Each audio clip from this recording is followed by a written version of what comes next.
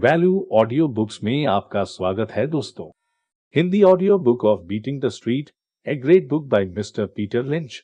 दोस्तों, बिना समय गवाए शुरू करते हैं। आगे बढ़ने से पहले अगर आपने अभी तक चैनल को सब्सक्राइब नहीं किया है तो अभी सब्सक्राइब कर लें दोस्तों, क्योंकि जहां हम आपके लिए ऐसा ही वैल्यूएबल वीडियोस लाते रहते हैं। अगर आप इस बुक को खरीदना चाहते हैं तो लिंक डिस्क्रिप्शन में मिल जाएगा, आप वहां से बाय कर सकते हैं। प्रस्तावना: मैंने 30 मई 1990 को फिडेलिटी मैजेलन फंड में अपना कोट्रॉन बंद कर दिया। यह उस दिन से ठीक 13 साल के बाद था जब मैंने नौकरी शुरू की थी। जिमी कार्टर उस समय राष्ट्रपति थे और उन्होंने स्वीकार किया कि उनके दिल में वासना है। मेरे दिल में भी वासना थी और वासना थी शेयरों के लिए। अंत में मुझे लगता है कि मैजेलन में मैंने निवेशकों के लिए 15,000 शेयर्स को खरीदा है और ज्यादातर शेयरों को एक से अधिक बार खरीदा है। इसमें कोई आश्चर्य नहीं होना चाहिए कि उनमें से एक भी ऐसा शेयर नहीं था जो मुझे पसंद नहीं था। मेरा नौकरी से जाना अचानक था, लेकिन यह कुछ ऐसा नहीं था जिसका मैंने रात भर सपना देखा हो। काम इतनी सारी कंपनियों पर नजर रखने का था जिन्होंने दशक के मध्य तक तोल लेना शुरू कर दिया था, जबकि डाउ ने 2000 को हिट किया और मैंने अपनी जिंदगी के 43 साल को इधर मुझे एक्वेडोर की GNP के आकार के पोर्टफोलियो को मैनेज करने में मजा आ रहा था और उधर मैंने घर पर रहकर अपने बच्चों को बड़ा होते देखना मिस कर दिया था। बच्चे तेजी से बदलते हैं। उन्हें लगभग हर सप्ताहांत में मुझसे अपना परिचय देना पड़ता था, क्योंकि बच्चों से ज्यादा मैं फैनी में, फ्रेडी मैक और सैली में जैसी कंपनीज के साथ समय बिताता था। जब आप फ्रेडी मैक, सैली में और फैनी में को अपने परिवार के सदस्यों के साथ भ्रमित करना शुरू करते हैं और आप 2000 स्टॉक प्रतीकों को याद रखते हैं, लेकिन बच्चों के जन्म भूल जाते हैं, तो इसका मतलब है कि आप अपने काम में बहुत अधिक लिपटे हुए हैं। 1989 में 1987 के ग्रेट करेक्शन के साथ पहले से ही हमारे पीछे था और शेयर बाजार सुचारू रूप से चल रहा था।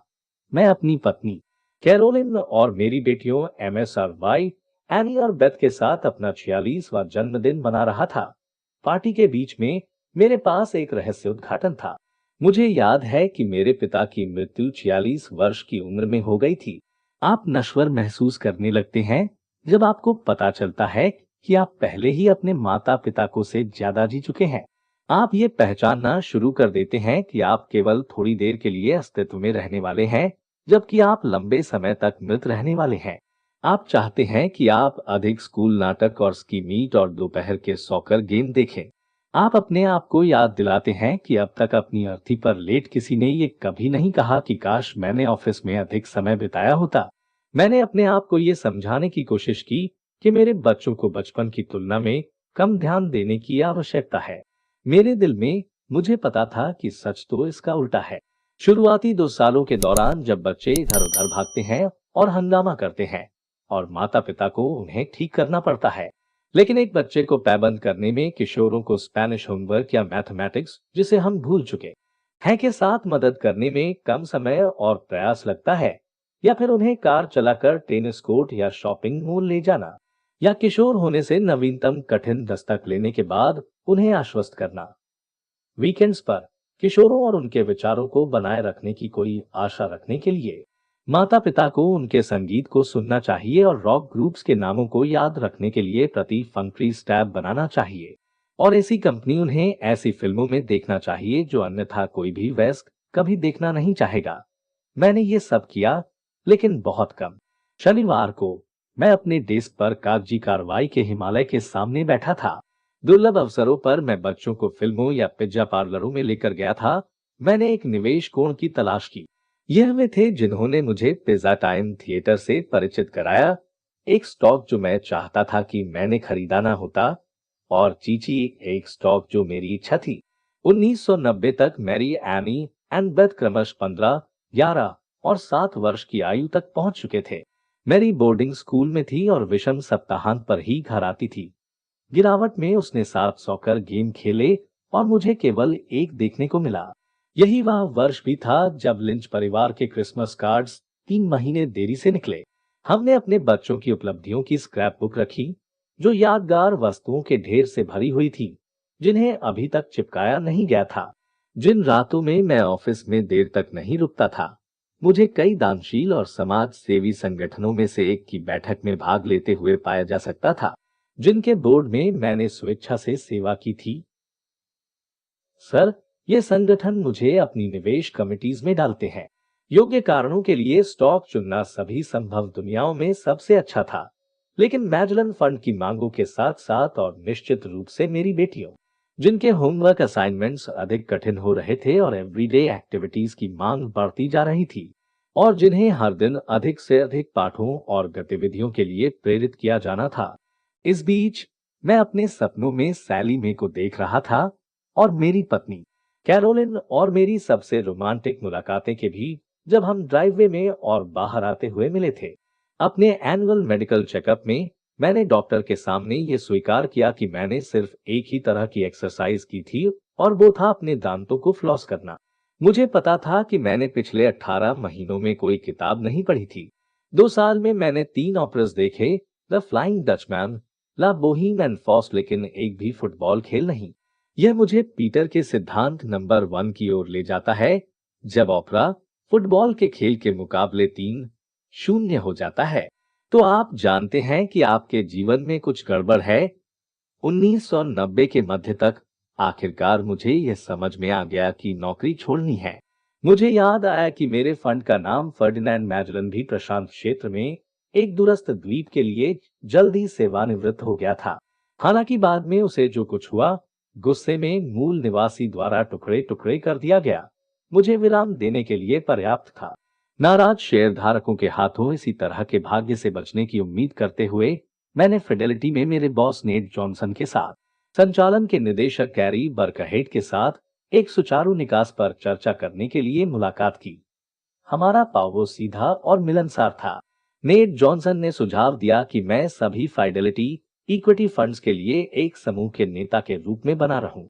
उन्होंने मुझे संचालित करने के लिए एक छोटा फंड देने की पेशकश की, कहने के लिए $100 मिलियन की संपत्ति के साथ ये $12 बिलियन के फंड से ठीक था, जिसका मुझे सामना करना पड़ा। लेकिन यहां तक कि कुछ अंकों के दस्तक देने के बाद भी मुझे ऐसा लग रहा था कि एक नए फंड के लिए पुराने के समान ही काम करने की आवश्यकता होगी, और मैं शनिवार को ऑफिस में बिताने के लिए वापस आऊंगा। मैंने नेट के शालीन निमंत्रण को अस्वीकार कर दिया। अधिकांश लोगों के लिए अनजान, मैं कोडक, फोर्ड और ईटन सहित कई प्रमुख कॉरपोरेशंस के लिए $1 बिलियन का एम्प्लॉय पेंशन फंड भी चला रहा था, जिसमें कोडक की सबसे बड़ी हिस्सेदारी थी।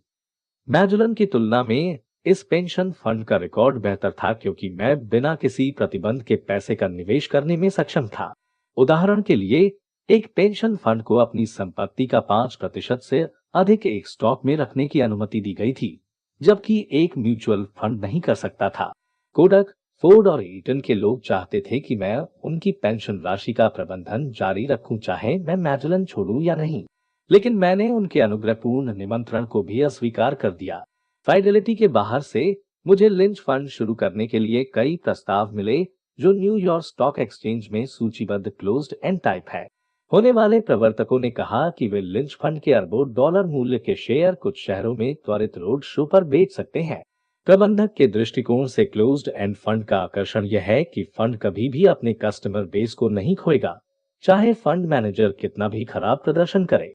ऐसा इसलिए है क्योंकि क्लोज्ड एंड फंड मर्क या पोलरॉयड या किसी अन्य स्टॉक की तरह ही स्टॉक एक्सचेंज पर ट्रेड किया जाता है। क्लोज्ड एंड फंड के प्रत्येक सेलर के लिए एक खरीदार होना चाहिए, इसलिए शेयरों की संख्या हमेशा समान रहती है। मैजुलन जैसे ओपन एंडेड फंड के बारे में यह सच नहीं है। एक ओपन एंडेड फंड में जब कोई शेयरधारक बाहर निकलना चाहता है, तो फंड को उस व्यक्ति को उसके शेयरों का मूल्य नकद में देना पड़ता है, और फंड का आकार उस राशि से कम हो जाता है। एक अलोकप्रिय ओपन एंडेड फंड बहुत तेजी से सिकुड़ भी सकता है, क्योंकि इसके ग्राहक अन्य कॉम्पेटिंग फंड या मुद्रा बाजारों में भाग सकते हैं। यही कारण है कि एक ओपन एंडेड फंड का मैनेजर क्लोज्ड एंड प्रकार के मैनेजर के रूप में अच्छी तरह से नहीं सो सकता। NYSE में सूचीबद्ध $2 बिलियन का लिंच फंड हमेशा के लिए $2 बिलियन का उद्यम बना रहेगा, जब तक कि मैंने भयानक निवेश बूबू की एक श्रृंखला नहीं बनाए और उस तरह से पैसा खो दिया। मैं अपने एनुअल फी के रूप में 75 बेसिस पॉइंट्स $15 मिलियन प्राप्त करना जारी रखता। वर्ष दर वर्ष आर्थिक रूप से यह एक आकर्षक प्रस्ताव था। मैं स्टॉक लेने के लिए सहायकों के एक समूह को काम पर रख सकता था, अपने ऑफिस के घंटों को इत्मीनान से कम कर सकता था, गोल्फ खेल सकता था, अपनी पत्नी और अपने बच्चों के साथ अधिक समय बिता सकता था और साथ ही Red Sox, the Celtics and La Bohème को देखने जा सकता। चाहे मैं बाजार को हरा दूं या बाजार से पिछड़ जाऊं, मैं अभी भी वही मोटी तनख्वाह जमा कर सकता था। व्यवस्था में केवल दो समस्याएं थीं। पहला यह था कि बाजार से पिछड़ने की मेरी सहनशीलता बाजार को पछाड़ने की मेरी इच्छा से बेहद ज्यादा कम है। दूसरा यह था कि मेरा हमेशा से मानना रहा है कि फंड मैनेजरों को अपना स्टॉक्स खुद चुनने चाहिए। इसके साथ ही एक बार फिर मैं वहीं वापस आऊंगा जहां मैंने शुरू किया था। शनिवार को लिंच फंड के ऑफिस में फंसा हुआ, एनुअल रिपोर्ट्स के ढेर में खोया हुआ, एक मोटा बैंकरोल वाला आदमी, लेकिन समय के हिसाब से हमेशा गरीब। मुझे हमेशा उन करोड़पतियों पर संदेह रहा है जो खुद को और अधिक समृद्ध करने के मौके से दूर जाने के लिए खुद को बधाई देते हैं। मोटी भविष्य की तनख्वाह से मुंह मोड़ना एक लग्जरी है जिसे बहुत कम लोग अफोर्ड कर सकते हैं। लेकिन अगर आप उतने भाग्यशाली हैं कि जिस तरह मुझे जीवन में पुरस्कृत किया गया है जो मेरे पास है, तो एक बिंदु आता है जिस पर आपको यह तय करना होगा कि क्या आप अपने नेटवर्थ के गुलाम बनना चाहते हैं और इसे बढ़ाने के लिए अपना शेष जीवन समर्पित करें, या जो आपने जमा किया है उसे आपकी सेवा करने दें। एक टॉलस्टॉय की कहानी है जिसमें एक महत्वाकांक्षी किसान शामिल है। किसी प्रकार एक जिन्न उसे वह सारी भूमि प्रदान करने का वर देता है जिसे वह एक दिन में पैदल चलकर घेर सकता है। कई घंटों तक पूरी गति से दौड़ने के बाद वह कई वर्ग मील की मूल्यवान संपत्ति प्राप्त कर लेता है, उससे अधिक मिट्टी जो वह एक जीवन काल तक प्राप्त कर सकता है। उसे और उसके परिवार को पीढ़ियों तक समृद्ध बनाने के लिए पर्याप्त से अधिक। बेचारा पसीने से भीग गया है और सांस के लिए हांफ रहा है। वह रुकने के बारे में सोचता है कि आगे जाने का क्या मतलब है, लेकिन वह अपनी मदद नहीं कर सकता। वह अपने अवसर को अधिकतम करने के लिए आगे दौड़ता है जब तक कि अंत में वह थकावट से मर नहीं जाता। यह वह अंत था जिससे मुझे बचने की उम्मीद थी। परिचय, बंधन से बचना। एक रिटायर्ड फंड मैनेजर केवल निवेश सलाह देने के लिए योग्य है, आध्यात्मिक सलाह के नहीं। लेकिन जो बात मुझे फिर से मंच पर ले जाने के लिए प्रेरित करती है वह यह है कि मंडली में ज्यादातर लोग बॉन्ड के पक्ष में हैं। जाहिर है वे आखिरी उपदेश वन अपॉन वॉल स्ट्रीट के वक्त सो गए होंगे, जिसमें मैंने एक बार और सभी के लिए साबित करने की कोशिश की थी कि शेयरों में पैसा डालना बॉन्ड्स, सर्टिफिकेट्स ऑफ डिपॉजिट या मनी मार्केट अकाउंट्स में पैसा डालने से कहीं अधिक लाभदायक है। अन्यथा देश के निवेश डॉलर का 90% अभी भी इन घटिया स्थानों में क्यों रखा गया है। 1980 के दशक के दौरान, जो आधुनिक इतिहास में शेयरों के लिए दूसरा सबसे अच्छा दशक था, केवल 1950 का दशक थोड़ा अधिक लाभकारी था। शेयरों में निवेश की गई घरेलू संपत्ति के प्रतिशत में गिरावट आई। यह प्रतिशत वास्तव में लगातार घट रहा है। 1960 के दशक में लगभग 40% से 1980 में 25% से 1990 में 17% तक। डाउ जोन्स एवरेज और अन्य स्टॉक एक्सचेंजेस की वैल्यू 4 गुने हो गई है, लेकिन निवेशकों का एक समूह शेयरों से बाहर स्विच कर रहा था। यहां तक कि इक्विटी म्यूचुअल फंड्स में निवेश की गई संपत्ति 1980 में लगभग 70% से घटकर 1990 में 43% रह गई। व्यक्तिगत और राष्ट्रीय संपदा के भविष्य के लिए यह आपदा चुनौती से नहीं बच सकती। तो मैं शुरू करता हूं जहां मैंने पिछली बार छोड़ा था। यदि आपको आज की तुलना में कल अधिक पैसा होने की उम्मीद है, तो आपको अपनी संपत्ति का एक हिस्सा स्टॉक में डालना होगा। हो सकता है कि हम एक बेयर मार्केट में जा रहे हों और अगले 2, 3 या 5 साल तक आप चाहते हो कि आपने शेयरों के बारे में कभी नहीं सुना होगा, लेकिन 20वीं सदी मंदी का उल्लेख नहीं करने के लिए भालू बाजारों से भरी हुई है और इसके बावजूद परिणाम निर्विवाद है। जल्द ही या बाद में स्टॉक या स्टॉक म्यूचुअल फंड्स का एक पोर्टफोलियो बांड या सीडी या मनी मार्केट फंड के पोर्टफोलियो की तुलना में बहुत अधिक मूल्यवान हो जाएगा। जहां मैंने इसे फिर से कहा है, जब से मैंने इस बिंदु पर तर्क दिया है, तब से मैंने जो सबसे प्रेरक सबूत खोजा है वह है बेटसन एस बी बी आइए बुक 1993 चैप्टर 1 पेज 17 में पाया जा सकता है। शीर्षक average annual return for the decades 1926 से 1989। यह है S&P 500 शेयरों, छोटी कंपनी के शेयरों, लंबी अवधि के सरकारी बॉन्ड्स, लंबी अवधि के कॉरपोरेट बॉन्ड्स और शॉर्ट टर्म ट्रेजरी बिल्स में अपना पैसा निवेश करके प्रति वर्ष आपके द्वारा किए गए मुनाफे का सारांश है। परिणाम तालिका में दिखाए गए हैं। हमारे बीच के निवेश प्रतिभाओं ने अपना सारा पैसा 1920 के दशक में S&P 500 शेयरों में डाल दिया होगा। 1929 में लंबी अवधि के कॉरपोरेट बॉन्ड में स्विच किया गया था और 1930 के दशक में इन्हें रखा गया था। 1940 के दशक में छोटी कंपनी के शेयरों में वापस S&P में स्थानांतरित हो गया था। 1950 के दशक में 500, 1960 और 1970 के दशक में छोटी कंपनियों में वापस और 1980 के दशक में S&P 500 में वापस आ गए। उस प्रेरित रणनीति का पालन करने वाले लोग अब सभी अरबपति हैं और फ्रांस के तट पर रह रहे हैं। मैंने खुद इसकी सिफारिश की होती अगर मैं पहले से यह जानने के लिए काफी होशियार होता कि क्या होने वाला है। अंत में यह काफी स्पष्ट है, चूंकि मैं एक भी अरबपति से कभी नहीं मिला जिसने अपना भाग्य ठीक इसी तरह से बनाया हो। मुझे ये मान लेना चाहिए कि वे हम में से बाकी लोगों की तुलना में कम आपूर्ति में है जो सामान्य बुद्धि का प्रदर्शन करते हैं। हम में से बाकी लोगों के पास अगली दुर्लभ अवधि की भविष्यवाणी करने का कोई तरीका नहीं है जिसमें बॉन्ड स्टॉक से बेहतर प्रदर्शन करेंगे। लेकिन तथ्य यह है कि यह 7 में से केवल एक दशक में हुआ है। 1930 का दशक समर्पित स्टॉक पिकर को एक फायदा देता है।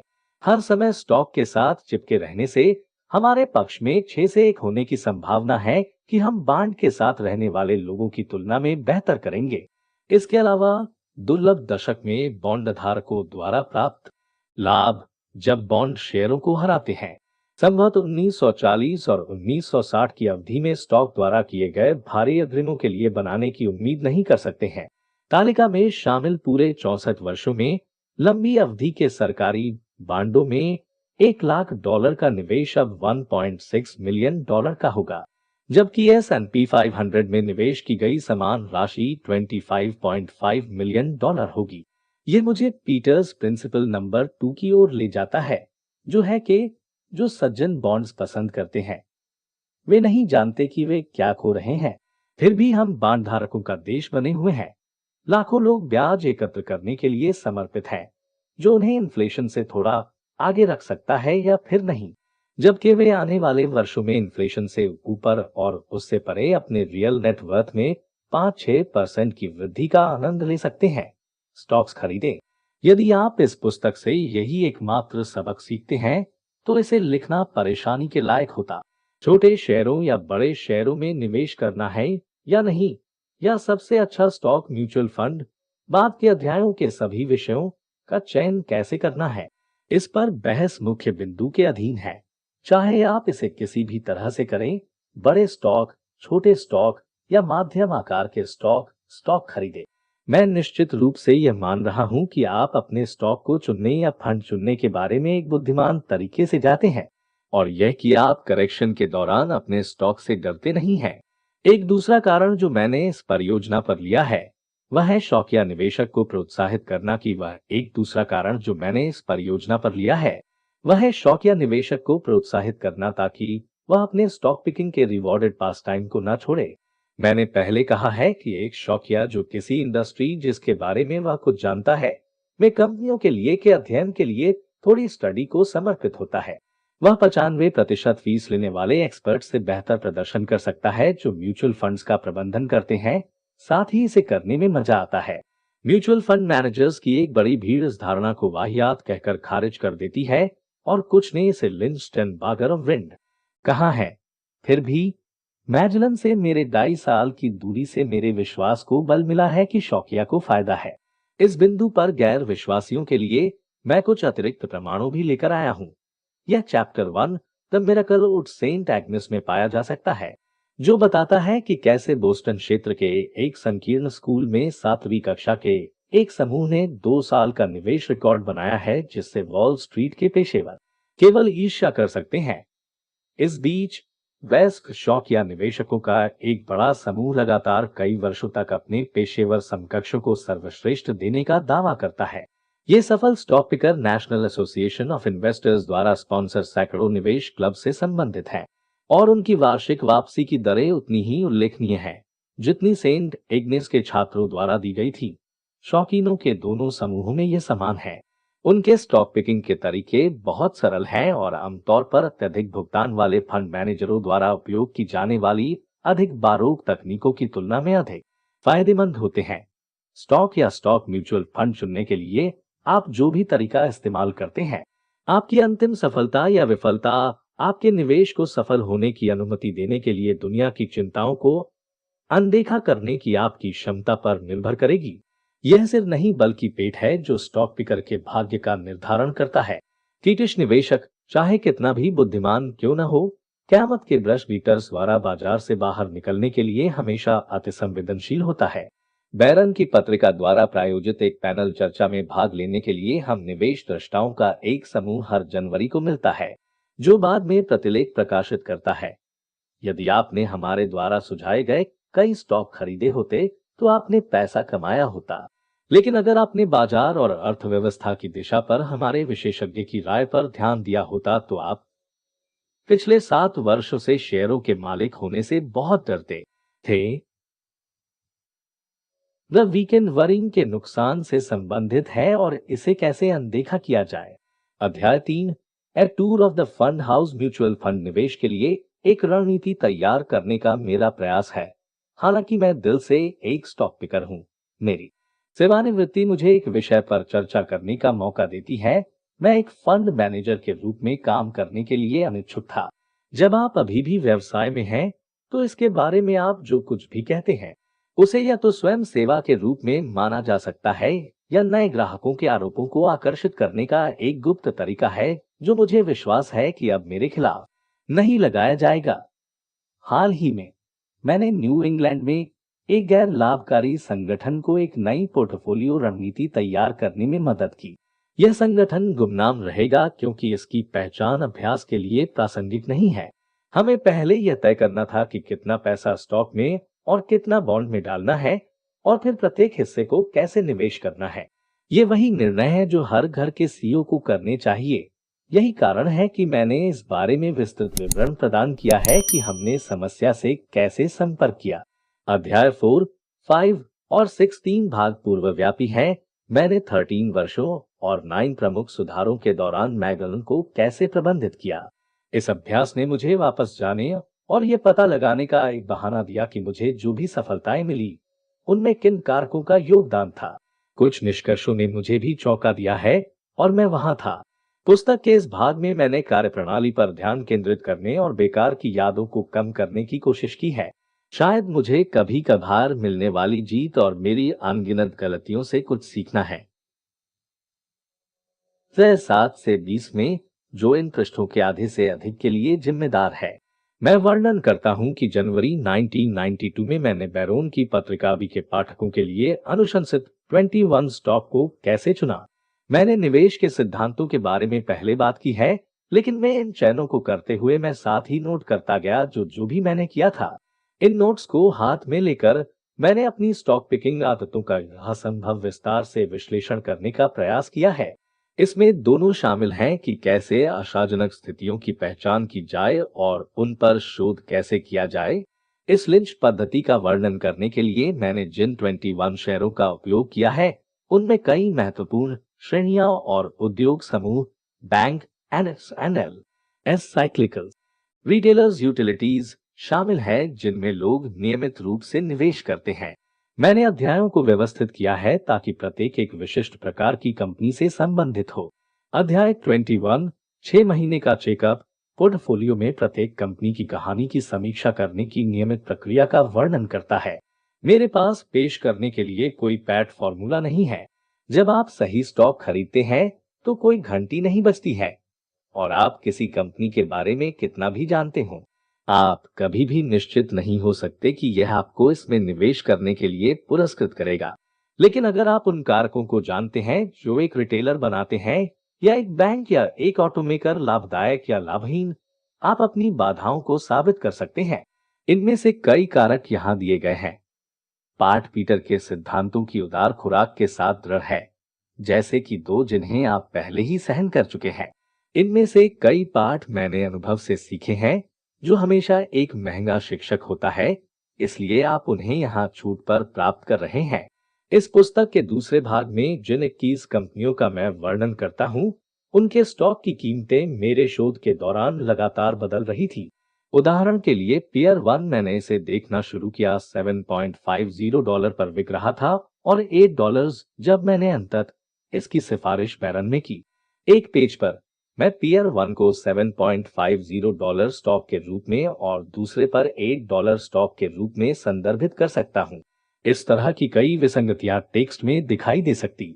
Lesson 1, the miracle of Saint Agnes शौक या स्टॉक पिकिंग पाई बेकिंग की तरह एक मरती हुई कला है, जो पैक किए गए सामानों से हार रही है। सारा ली ने केक के लिए क्या किया? पोर्टफोलियो के लिए म्यूचुअल फंड प्रबंधकों की एक विशाल सेना को अच्छी तरह से भुगतान किया जाता है। मुझे खेद है कि ऐसा हो रहा है।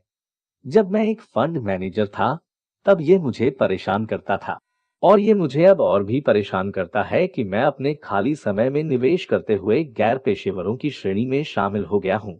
शौकिया लोगों की यह गिरावट 1980 के दशक के महान बुल मार्केट के दौरान तेज हो गई, जिसके बाद शुरुआत की तुलना में कम व्यक्तियों के पास शेयरों का स्वामित्व था। मैंने यह जानने की कोशिश की है कि ऐसा क्यों हुआ। एक कारण यह है कि फाइनेंशियल प्रेस ने हमें वॉल स्ट्रीट के विजेता को मशहूर हस्तियों में बदल दिया, एक कुख्याति जो काफी हद तक अवांछनीय थी। टॉक स्टार्स के साथ रॉक स्टार्स की तरह व्यवहार किया जाता गया, जिससे शौकिया निवेशकों को यह झूठा आभास होता था कि वो संभवतः है बी एड डिग्री किए हुए इतने सारे जीनियसेस लोग जो सभी बर्बरी रेन कोट्स पहने हुए हैं और कोट्रॉन से लैस हैं, टीम के खिलाफ compete करने की उम्मीद नहीं कर सकते हैं। इन बर्बरी जीनियसेस से लड़ने के बजाय बड़ी संख्या में औसत निवेशकों ने अपने खून पसीने की कमाई म्यूचुअल फंड में डालकर उनसे जुड़ने का फैसला किया। तथ्य यह है कि इनमें से 75% तक म्यूचुअल फंड शेयर बाजार के औसत के साथ साथ प्रदर्शन करने में भी विफल रहे। यह साबित करता है कि जीनियस फूल प्रूफ नहीं है, लेकिन घाटा होना शौकिया स्टॉक पिकर के पतन का मुख्य कारण है। कुछ न कुछ करते रहना इंसान का स्वभाव है जब तक ऐसा करना आनंददायक हो और आप इसमें सफल हो सकते हैं। यही कारण है कि दुनिया की जनसंख्या में तीव्र गति से वृद्धि जारी है। इसी तरह लोग बेसबॉल कार्ड, एंटीक फर्नीचर, पुराने मछली पकड़ने के कांटे, सिक्के और टिकटों को इकट्ठा करना जारी रखते हैं, और उन्होंने घरों को ठीक करना और उन्हें फिर से बेचना बंद नहीं किया है, क्योंकि ये सभी गतिविधियां लाभदायक होने के साथ साथ आनंददायक भी हो सकती है। तो अगर वे स्टॉक से बाहर हो गए हैं, ऐसा इसलिए है क्योंकि वे पैसे खोने से थक गए हैं, बल्कि यह तो आमतौर पर समाज के धनी और अधिक सफल सदस्य होते हैं जो स्टॉक्स में पैसा लगाने पहले स्थान पर रखते हैं। और ये लोग स्कूल में ए ग्रेड प्राप्त करने वाले और काम पर पीठ थपथ पाने वाले होते हैं। शेयर बाजार एक ऐसी जगह है जहां उच्च उपलब्धि हासिल करने वाले को नियमित रूप से दिखाया जाता है। यहाँ एफ ग्रेड प्राप्त करना आसान है। यदि आप फ्यूचर एंड ऑप्शंस खरीदते हैं और बाजार को मात देने का प्रयास करते हैं, तो आपको एफ बहुत आसानी से प्राप्त हो जाएगा, जो कि बहुत से लोगों के साथ हुआ होगा जो म्यूचुअल फंड में भाग गए हैं। इसका मतलब ये नहीं है कि वे स्टॉक खरीदना पूरी तरह से बंद कर दे। सड़क के नीचे उन्हें अंकल हैरी से एक टिप मिलती है, या वे बस में बातचीत सुनते हैं, या वे एक पत्रिका में कुछ पढ़ते हैं और अपने खेल पैसे के साथ एक संदिग्ध संभावना पर उड़ान भरने का फैसला करते हैं। फंड में निवेश किए गए गंभीर पैसे और व्यक्तिगत शेयरों के लिए पैसे का खेल के बीच यह विभाजन एक हालिया घटना है जो स्टॉक पिकर की मौज को साहस देता है। वह डिस्काउंट ब्रोकर के साथ एक अलग खाते में ये तुच्छ पक्ष दांव लगा सकता है जिसके बारे में पति या पत्नी को पता नहीं है। मैं जैसा कि स्टॉक पिकिंग एक गंभीर शौक के रूप में गायब हो जाता है, किसी कंपनी का मूल्यांकन करने की तकनीक, कमाई, विकास दर आदि को पुराने पारिवारिक व्यंजनों के जैसे ही भुला दिया जा रहा है। इस तरह की जानकारी में दिलचस्पी रखने वाले कम रिटेल ग्राहकों के साथ ब्रोकरेज हाउसेज इसे स्वयं सेवा करने के लिए कम इच्छुक होते जा रहे हैं। जनता को शिक्षित करने के बारे में चिंता करने के लिए विश्लेषक संस्थानों से बात करने में बहुत व्यस्त हैं। इस बीच ब्रोकरेज हाउस कंप्यूटर्स कंपनियों के बारे में उपयोगी जानकारी का खजाना एकत्र करने में व्यस्त है। जो किसी भी ग्राहक के लिए लगभग किसी भी रूप में फिर से तैयार किया जा सकता है। एक साल पहले फिडेलिटी के डायरेक्टर ऑफ रिसर्च रिक स्पिलेन ने डेटाबेसेस और सो कॉल्ड स्क्रीन जो अब उपलब्ध हैं के बारे में कई टॉप के ब्रोकर्स के इंटरव्यूज लिए। एक स्क्रीन उन कंपनियों की कंप्यूटर जनरेटेड लिस्ट है जो बुनियादी विशेषताओं को साझा करती हैं। उदाहरण के लिए, जिन्होंने लगातार 20 वर्षों तक डिविडेंड बढ़ाया है। यह उन निवेशकों के लिए बहुत उपयोगी है जो उस तरह की कंपनी के विशेषज्ञ बनना चाहते हैं। स्मिथ बार्नी में एल्बर्ट बर्नस्टी ने नोट किया कि उनकी फर्म स्मिथ बार्नी यूनिवर्स में मौजूद 2800 कंपनियों में से अधिकांश पर 8 से 10 पेजेस की वित्तीय जानकारी प्रदान कर सकते हैं। मैरिल लिंच 10 अलग अलग चरों पर स्क्रीन कर सकता है। वैल्यू लाइन इन्वेस्टमेंट सर्वे में वैल्यू स्क्रीन है और चार्ल्स कॉब की एक प्रभावशाली डेटा सेवा है जिसे इक्वलाइजर कहा जाता है। फिर भी इनमें से कोई भी सेवा बहुत मांग में नहीं है। मेरिल लिंच में टॉम रेली की रिपोर्ट है कि उनके 5% से भी कम ग्राहक स्टॉक स्क्रीन का लाभ उठाते हैं। लेहमैन ब्रदर्स के जोनाथन स्मिथ का कहना है कि औसत रिटेल निवेशक लेहमैन की पेशकश के 90% का लाभ नहीं उठाता है। पिछले दशकों में जब अधिक लोगों ने अपने खुद के स्टॉक खरीदे तो स्टॉक ब्रोकर पर्स एक उपयोगी डेटाबेस था। कई पुराने जमाने के भाई एक विशेष उद्योग या कुछ खास कंपनियों के छात्र थे और ग्राहकों को इन एंड आउट सिखाने में मदद कर सकते थे। बेशक कोई भी पुराने जमाने के ब्रोकर को वॉल स्ट्रीट के समकक्ष डॉक्टर के रूप में महिमा मंडित कर सकता है जिसने घर पर कॉल किया था। इस खुशनुमा धारणा का जनमत सर्वेक्षणों द्वारा खंडन किया गया है जो आमतौर पर लोकप्रियता के पैमाने पर स्टॉक ब्रोकर को राजनेता और यूज्ड कार सेल्समैन से थोड़ा नीचे रखते हैं।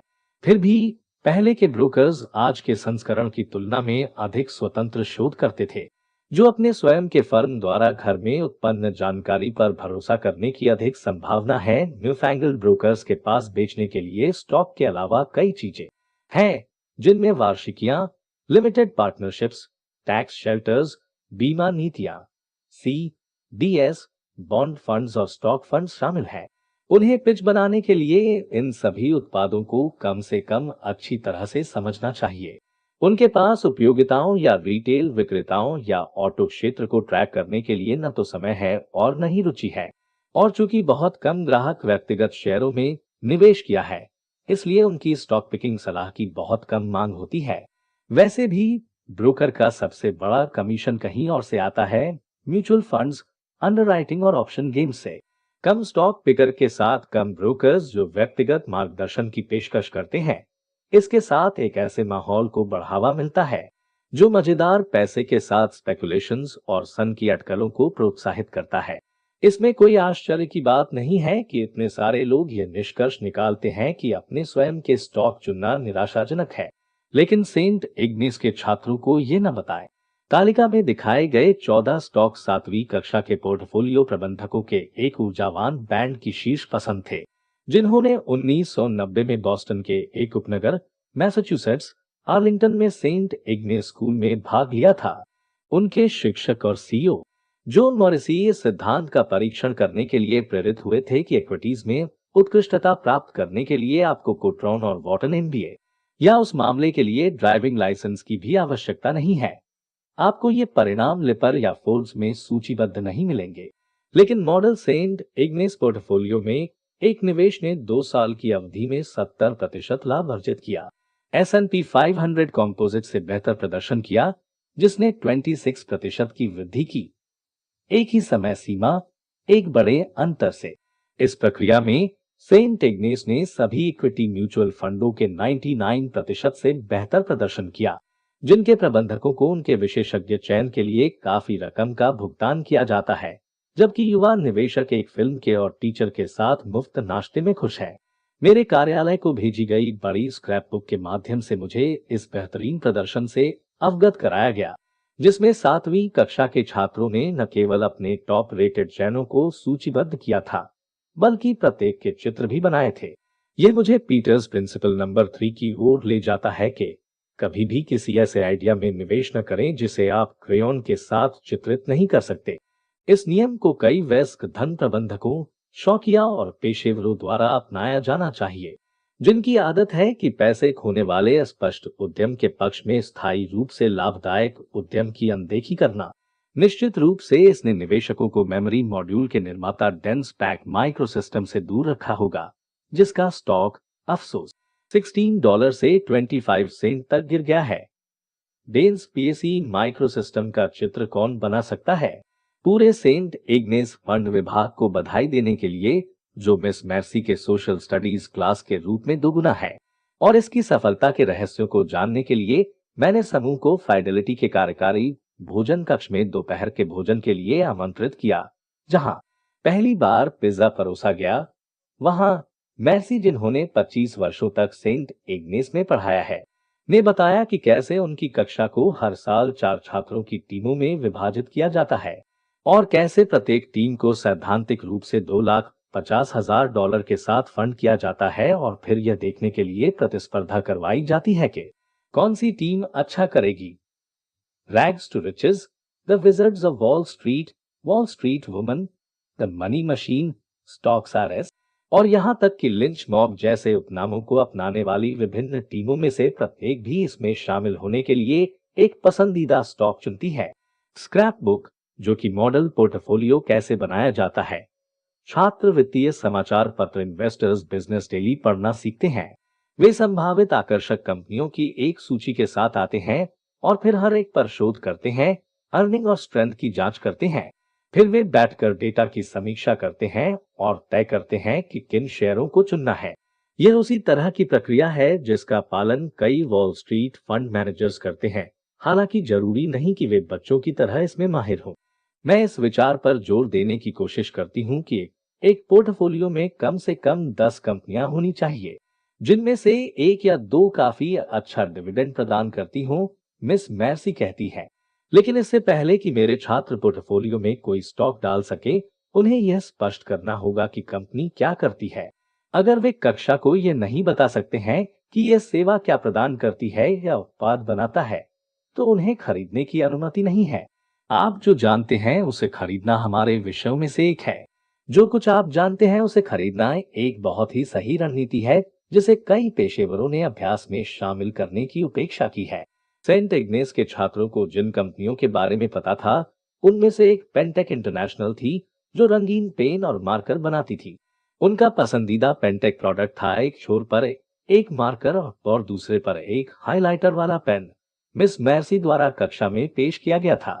यह पेन बहुत लोकप्रिय था और कुछ बच्चों ने इसका इस्तेमाल अपने स्टॉक चयन को हाईलाइट करने के लिए भी किया था। इसमें ज्यादा समय नहीं लगा कि जब वे खुद पेंटेक की जांच कर रहे थे। उस समय स्टॉक $5 के लिए बिक रहा था और छात्रों को पता चला कि कंपनी पर कोई लॉन्ग टर्म डेट नहीं था। वे इस तथ्य से भी प्रभावित थे कि पेंटेक ने एक बेहतर उत्पाद बनाया, जो घर में इसकी लोकप्रियता को देखते हुए राष्ट्रव्यापी कक्षाओं में उतना ही लोकप्रिय होने की संभावना थी। उनके दृष्टिकोण से एक और सकारात्मक बात यह थी कि पेपर मेड पेन के निर्माता जिलेट और जिसको स्टूडेंट्स ने अपने पिता के बाथरूम में देखे गए गुड न्यूज रेजर की तुलना में पेंटेक एक अपेक्षाकृत अज्ञात कंपनी थी।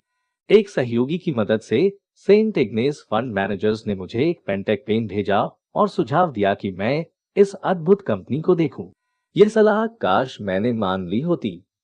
जब मैंने शोध टिप प्राप्त की और उस पर कार्रवाई करने से इनकार कर दिया, तो स्टॉक लगभग दोगुना हो गया।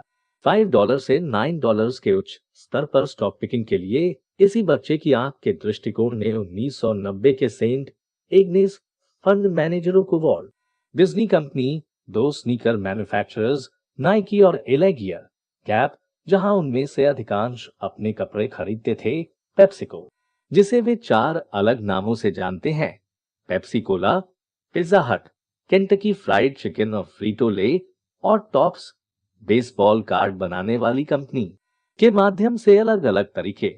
हम 7वीं कक्षा के भीतर ट्रेडिंग कार्ड में बहुत अधिक थे, सुश्री मॉरिस से कहती हैं। इसलिए इस बारे में कोई सवाल नहीं था कि क्या टॉप्स के मालिक हैं।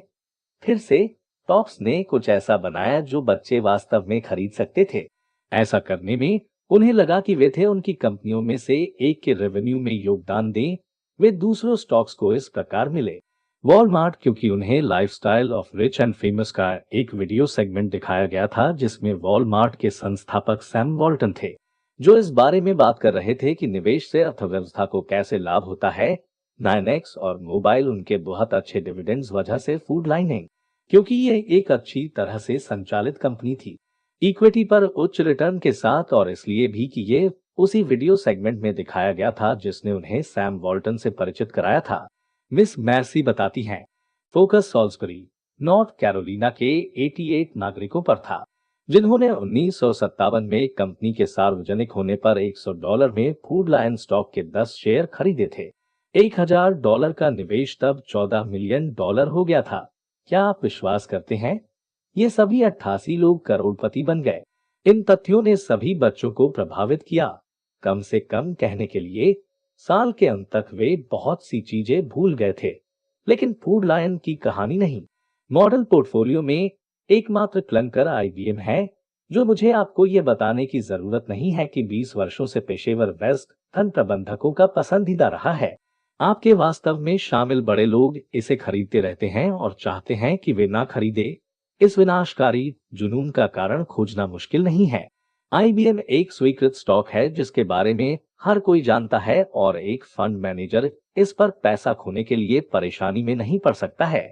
सेंट इग्नेस के बच्चों को वॉल स्ट्रीट पर अपने बड़ों की नकल करने के इस एक मूर्खतापूर्ण प्रयास को माफ किया जा सकता है। मुझे सेंट इग्नेस परिणामों की कुछ आलोचनाओं का अनुमान लगाने दीजिए जो निश्चित रूप से पेशेवर रैंकों से आती हैं। पहली, यह असली पैसा नहीं है। सच है, लेकिन फिर क्या? वैसे भी पेशेवरों को राहत मिलनी चाहिए कि सेंट इग्नेस वास्तविक धन के साथ काम नहीं कर रहा है, अन्यथा सेंट इग्नेस के प्रदर्शन के आधार पर अरबों डॉलर नियमित म्यूचुअल फंड से खींचकर बच्चों को दिए जा सकते हैं। दूसरी, कोई भी उन शेयरों को चुन सकता था, तो किसी ने ऐसा किया क्यों नहीं? तीसरा, बच्चे अपनी पसंदीदा पसंद के समूह के साथ भाग्यशाली हो गए हैं, शायद। लेकिन मिस मैर्सी की कक्षा में 4 व्यक्ति टीमों द्वारा चुने गए कुछ छोटे विभागों ने बड़े पैमाने पर वर्ग द्वारा चुने गए मॉडल पोर्टफोलियो के साथ साथ या बेहतर प्रदर्शन किया। 1990 में कुछ जीतने वाले 4, एंड्रू कास्टिग्लियोनी, ग्रेग बियालच, पॉल निजल और मैट कीटिंग ने नोट किए गए कारणों के लिए निम्नलिखित शेयरों को चुना। डिज्नी के 100 शेयर, हर बच्चा इसे समझा सकता है। केलॉग के 100 शेयर, उन्हें उत्पाद पसंद आया। टॉप्स के 300 शेयर, कौन बेसबॉल कार्ड का व्यापार नहीं करता है। मैकडोनल्ड्स के 200 शेयर, लोगों को खाना है। वॉलमार्ट के 100 शेयर, एक उल्लेखनीय वृद्धि गति। सवाना फूड्स के 100 शेयर, वे इसे इन्वेस्टर्स से प्राप्त करते हैं। जिफी लूब के 5000 शेयर, उस समय सस्ता। हैस्ब्रो के 600 शेयर, ये एक खिलौना कंपनी है ना? यूरोप टॉयज के 1000 शेयर, डिटो। आईबीएम के 100 शेयर, समय पूर्व वयस्कता। नेशनल पिज्जा के 600 शेयर, कोई भी पिज्जा को बंद नहीं कर सकता। बैंक ऑफ न्यू इंग्लैंड के 1000 शेयर, कितना कम हो सकता है? यह आखिरी स्टॉक मैंने खुद का स्वामित्व किया और पैसे खो दिए, इसलिए मैं गलती को सराहता हूँ। यह लड़कों की 2 सबसे अच्छी पसंद, नेशनल और टाइको टॉयज, ये बच्चों द्वारा प्रतिकार करने से कहीं अधिक था। ये 4 बैगर्स किसी भी पोर्टफोलियो के लिए चमत्कार कर सकते थे। एंड्रू कास्टिग्लियोनी ने नस्ताक सूची को स्कैन करके नेशनल पिज्जा की खोज की, और फिर उन्होंने कंपनी पर कुछ शोध करके अपनी खोज का अनुसरण किया, जो महत्वपूर्ण दूसरा कदम है जिसे कई वेस्ट निवेशक छोड़ तो रहते हैं। 1991 में विजयी team Kevin Spinal, Brian Haw, David Cardillo, Terence Kiernan ने Philip Morris, Coca Cola, Texaco, Raytheon, Nike and Merck, Blockbuster Entertainment और प्लेबॉय एंटरप्राइजेस के बीच अपने नकली पैसे को विभाजित किया। अच्छे डिविडेंड्स के कारण मर्क और टेक्साको ने ध्यान आकर्षित किया। प्लेबॉय ने उन कारणों से उनका ध्यान आकर्षित किया जिनका कंपनी के फंडामेंटल से कोई लेना देना नहीं था। हालांकि उन्होंने ध्यान दिया कि इस मैगजीन का एक बड़ा प्रचलन था। प्लेबॉय के पास एक केबल चैनल था। खाड़ी युद्ध के दौरान रेथॉन से पूरी कक्षा का परिचय हुआ जब मिस मैर्सी के छात्रों ने सऊदी अरब में सैनिकों को पत्र भेजे। उन्होंने मेजर रॉबर्ट स्विशर के साथ एक नियमित पत्राचार विकसित किया, जिन्होंने बताया कि कैसे एक स्कड मिसाइल उनके शिविर के कुछ मील के भीतर हिट हुई। जब पोर्टफोलियो प्रबंधकों को पता चला कि रेथॉन ने पेट्रियट मिसाइल बनाई है, तो वे स्टॉक पर रिसर्च करने के लिए इंतजार नहीं कर सके। यह एक अच्छा एहसास था। मिस मैर्सी कहती हैं, यह जानते हुए कि हमें उस हथियार में सैद्धांतिक वित्तीय रुचि थी जो मेजर स्विशर को जीवित रख रहा था। फिडेलिटी में मिलने के बाद एग्जीक्यूटिव डाइनिंग रूम में पिज्जा खाते हुए और मुझे पेंटेक सलाह देते हुए काश मैंने लिया होता। सेंट इग्नेस स्टॉक विशेषज्ञों ने मुझे स्कूल को संबोधित करने और अपने पोर्टफोलियो विभाग उल्फ कक्षा में जाने के लिए आमंत्रित करके एहसान वापस कर दिया। मैं किंडरगार्टन से 8वीं कक्षा तक की कक्षाओं को पढ़ाने वाले 100 साल पुराने संस्थान में मेरी यात्रा के बदले मुझे एक कैसेट मिला जिसे हर छात्रों ने रिकॉर्ड किया था। इस उल्लेखनीय टेप में उनके स्वयं के कुछ स्टॉक पिकिंग विचार और रणनीतियां शामिल थी, साथ ही कुछ जो मैंने सुझाए थे और उन्होंने मुझे वापस दोहराने का फैसला किया। यहाँ उनकी कुछ टिप्पणियां दी गई हैं। हाय, यह लारी है। एक बात मुझे याद है कि आप हमें बता रहे हैं कि पिछले 70 वर्षों में बाजार में 40 गुना गिरावट आई है। इसलिए एक निवेशक को लंबे समय तक बाजार में रहने के लिए तैयार रहना होगा। अगर मैं कभी बाजार में पैसा लगाता हूं तो मैं सुनिश्चित करूंगा कि उसमें पैसा लगाता रहूं। हाय, ये फेलिसिटी है। मुझे याद है कि आप हमें सीयर्स के बारे में कहानी बता रहे थे और कैसे पहले शॉपिंग मॉल बनाए गए थे। सीयर्स उनमें से 95% में था। अब जब मैं किसी स्टॉक में निवेश करता हूं, तो मैं उस कंपनी में निवेश करना जानता हूं जिसके पास बढ़ने की गुंजाइश है।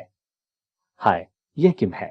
मुझे आपसे बात करना याद है और आपने कहा था कि जबकि मार्ट सभी बड़े शहरों में चला गया, वॉलमार्ट और भी बेहतर कर रहा था क्योंकि यह उन सभी छोटे शहरों में चला गया जहां कोई प्रतिस्पर्धा नहीं थी।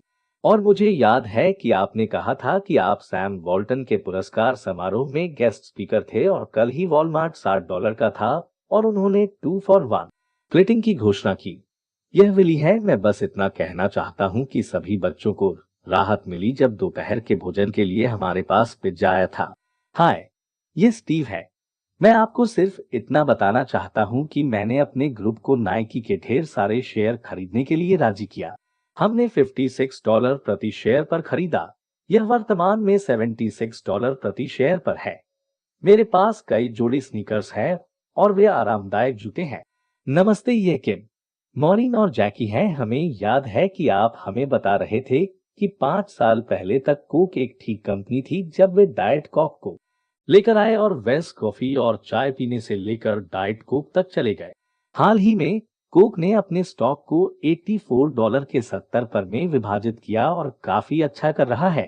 टेप के अंत में पूरे 7वीं कक्षा के पोर्टफोलियो ने निम्नलिखित सिद्धांतों को एक साथ दोहराया। यह एक कोरस है जिसे हम सभी को याद रखना चाहिए और शॉवर में दोहराना चाहिए ताकि खुद को भविष्य में गलतियां करने से बचाया जा सके। एक अच्छी कंपनी आमतौर पर हर साल अपने डिविडेंड्स में वृद्धि करती है। आप बहुत कम समय में पैसा खो सकते हैं लेकिन पैसा बनाने में काफी समय लगता है। शेयर बाजार वास्तव में एक जुआ नहीं है। जब तक आप अच्छी कंपनियों को चुनते हैं जो आपको लगता है कि अच्छा प्रदर्शन करेंगे, न कि केवल शेयर की कीमत के कारण, आप शेयर बाजार से बहुत सारा पैसा कमा सकते हैं, लेकिन फिर आप पैसे भी खो सकते हैं, जैसा कि हमने साबित किया। इसमें अपना पैसा लगाने से पहले आपको कंपनी पर शोध करना होगा। जब आप शेयर बाजार में निवेश करते हैं, तो आपको हमेशा डाइवर्सिफाई करना चाहिए। आपको कई शेयरों में निवेश करना चाहिए क्योंकि आपके द्वारा चुने गए हर 5 में से एक बहुत अच्छा होगा, एक वास्तव में खराब होगा और 3 ठीक ठाक होंगे। स्टॉक के प्यार में कभी न पड़े। हमेशा दिमाग खुला रखें। आपको केवल एक स्टॉक नहीं चुनना चाहिए, आपको अपना होमवर्क करना चाहिए। यूटिलिटी कंपनीज में स्टॉक खरीदना अच्छा है क्योंकि यह आपको अधिक डिविडेंड देती है, लेकिन आप ग्रोथ शेयर्स में पैसा कमाएंगे। सिर्फ इसलिए कि कोई स्टॉक नीचे जाता है इसका मतलब यह नहीं है कि यह कम नहीं हो सकता। लंबी अवधि में छोटी कंपनियों के शेयर खरीदना बेहतर है। आपको स्टॉक इसलिए नहीं खरीदना चाहिए क्योंकि यह सस्ता है, बल्कि इसलिए चूंकि इसके बारे में आप बहुत कुछ है। मिस मैर्सी ने केवल छात्रों के साथ बल्कि अपने साथी शिक्षकों के साथ, जिन्हें उन्होंने अपना निवेश क्लब वॉल स्ट्रीट वंडर्स शुरू करने के लिए प्रेरित किया, शौकिया स्टॉक पिकिंग को बढ़ावा देने के लिए अपना सर्वश्रेष्ठ प्रयास जारी रखा है। मेरे मानद और मेजर स्विशर सहित 22 सदस्य हैं। वॉल स्ट्रीट वंडर्स का रिकॉर्ड अच्छा रहा है, लेकिन छात्रों जितना अच्छा नहीं है।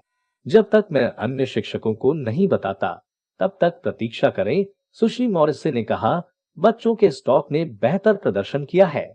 हमारी तुलना में 10,000 निवेश क्लब गलत नहीं हो सकते। सबूत है कि वयस्कों के साथ साथ बच्चे भी स्टॉक्स चुनने के लिए डिसिप्लिनेड अप्रोच के साथ बाजार के एवरेज को हरा सकते हैं। रॉयल ओक, मिशिगन में स्थित national association of investors corporation, यह संगठन है जो 10,000 स्टॉक पिकिंग क्लब्स का प्रतिनिधित्व करता है और उनकी मदद के लिए एक गाइडबुक और एक मासिक पत्रिका प्रकाशित करता है। 1980 के दशक के दौरान नाइक के अधिकांश अध्याय S&P 500 इंडेक्स और सभी इक्विटी म्यूचुअल फंड्स के 3/4 से बेहतर प्रदर्शन किया। नाइक यह भी रिपोर्ट करता है कि 1991 में उसके अध्यायों के 61.9% ने S&P 500 के साथ साथ या उससे बेहतर प्रदर्शन किया। 69% ने 1992 में एवरेज को फिर से हरा दिया। इन निवेश क्लबों की सफलता की कुंजी यह है कि वे एक नियमित टाइम टेबल के अनुसार निवेश करते हैं, जो अनुमान लगाता है कि बाजार ऊपर जा रहा है या नीचे, और आवेग खरीदने और बेचने की अनुमति नहीं देता है, जो सारे घोंसले अंडे खराब कर देता है। जो लोग अपने रिटायरमेंट अकाउंट्स या अन्य पेंशन योजनाओं के माध्यम से हर महीने शेयरों में स्वचालित रूप से निवेश करते हैं, उन्हें क्लब्स की तरह अपने सेल्फ डिसिप्लिन से लाभ होगा। फाइडेलिटी के तकनीकी विभाग द्वारा मेरे अनुरोध पर किए गए निम्नलिखित गणनाओं ने एक शेड्यूल के अनुसार निवेश करने के तर्क को मजबूत किया है। यदि आपने 31 जनवरी 1940 को S&P 500 इंडेक्स में $1,000 डाले थे और इसे 52 साल के लिए वहीं छोड़ दिया था, तो अब आपके खाते में $3,33,793.30 होंगे। यह केवल एक सैद्धांतिक अभ्यास है, क्योंकि 1940 में इंडेक्स फंड नहीं थे, लेकिन यह आपको स्टॉक की एक विस्तृत श्रृंखला के साथ चिपके रहने के मूल्य का एक विचार देता है। यदि आप उन्हीं 52 वर्षों में प्रत्येक 31 जनवरी 1940 को अपने प्रारंभिक परिव्यय में $1,000 जोड़ते हैं, तो आपका $52,000 का निवेश अब $35,54,227 का होगा। यदि आप में हर बार बाजार में 10% या उससे अधिक की गिरावट यह 52 वर्षों में 30 बार हुआ है के बाद एक और $1,000 जोड़ने का साहस होता, तो आपका $83,000 का निवेश अब $62,95,000 का होगा। इस प्रकार निवेश की एक नियमित दिनचर्या को अपनाने और इसका पालन करने के लिए पर्याप्त पुरस्कार है, और अधिक शेयर खरीदने के लिए अतिरिक्त पुरस्कार, जबकि अधिकांश निवेशक बेचने से डरते हैं। नाइक के सभी 10,000 क्लब्स अक्टूबर 1987 के महान करेक्शन के दौरान और बाद में अपने टर्म टेबल में आयोजित हुए, जब दुनिया का अंत और बैंकिंग प्रणाली का अंत व्यापक रूप से पूर्वानुमानित था। उन्होंने डरावनी बयानबाजी को नजरअंदाज किया और स्टॉक खरीदते रहे। एक व्यक्ति स्टॉक से डर सकता है और बाद में पछता सकता है, लेकिन क्लबों में बहुमत के बिना कुछ भी पूरा नहीं किया जा सकता है। कमेटी द्वारा नियम हमेशा अच्छी बात नहीं है, लेकिन इस मामले में यह सुनिश्चित करने में मदद करता है कि सब कुछ बेचने का कोई मूर्खतापूर्ण प्रस्ताव नहीं होगा। सामूहिक निर्णय लेना एक प्रमुख कारण है कि क्लब के सदस्य अपने निजी खातों में निवेश किए गए धन की तुलना में समूह के साथ निवेश किए गए धन के साथ बेहतर प्रदर्शन करते हैं। क्लब के मेंबर्स महीने में एक बार मिलते हैं, या तो सदस्यों के घरों में या स्थानीय होटलों में किराए के सम्मेलन कक्षों में, जहां वे विचारों का आदान प्रदान करते हैं और तय करते हैं कि आगे क्या खरीदना है। प्रत्येक व्यक्ति एक या दो कंपनियों पर शोध करने और नवीनतम घटनाओं पर नजर रखने के लिए जिम्मेदार होता है। यह सनक को स्टॉक पिकिंग से बाहर ले जाता है। कोई भी उठने और घोषणा करने वाला नहीं है कि हमें होम शॉपिंग नेटवर्क खरीदना है, क्योंकि मैंने एक टैक्सी ड्राइवर को यह कहते सुना है कि ये एक अच्छा निवेश है। जब आप जानते हैं कि आपकी सिफारिशें आपके दोस्तों की पॉकेटबुक को प्रभावित करेंगी, तो आप अपना होमवर्क करने की प्रवृत्ति रखते हैं। अधिकांश भाग के लिए नाइक ग्रुप समृद्धि के इतिहास के साथ अच्छी तरह से प्रबंधित विकास कंपनियों में स्टॉक खरीदते हैं और जिसमें कमाई बढ़ रही हो। यह कई बैगरों की भूमि है, जहां एक दशक में अपने मूल निवेश का 10, 20 या यहां तक कि 30 गुना करना कोई सामान्य बात नहीं है। 40 वर्षों के अनुभव में नाइक ने कई सबक सीखे हैं, जिनसे मिलते सबक मैंने मेजलन में सीखे हैं। इस तथ्य से शुरुआत करते हुए कि यदि आप 5 अलग अलग ग्रोथ कंपनियों में स्टॉक चुनते हैं, तो आप पाएंगे कि 3 अपेक्षित प्रदर्शन करेंगे, एक चलेगा, अप्रत्याशित मुसीबत में पड़ जाएगा और आपको निराश करेगा। और पांचवा, आपकी कल्पना से बेहतर प्रदर्शन करेगा और आपको एक अभूतपूर्व वापसी के साथ आश्चर्यचकित करेगा। चूंकि यह भविष्यवाणी करना असंभव है कि कौन सी कंपनियां अपेक्षा से बेहतर प्रदर्शन करेंगी और कौन सी खराब प्रदर्शन करेगी, संगठन सलाह देता है कि आपके पोर्टफोलियो में कम से कम 5 स्टॉक शामिल होने चाहिए। नाइक इसे 5 का नियम कहता है। नाइक इन्वेस्टर्स मैनुअल, जिसे निदेशकों ने मेरे ऑफिस को भेजा, में कई महत्वपूर्ण कहावतें थी जिन्हें सेंट इग्नेस कोरस के प्रदर्शनों की सूची में जोड़ा जा सकता है।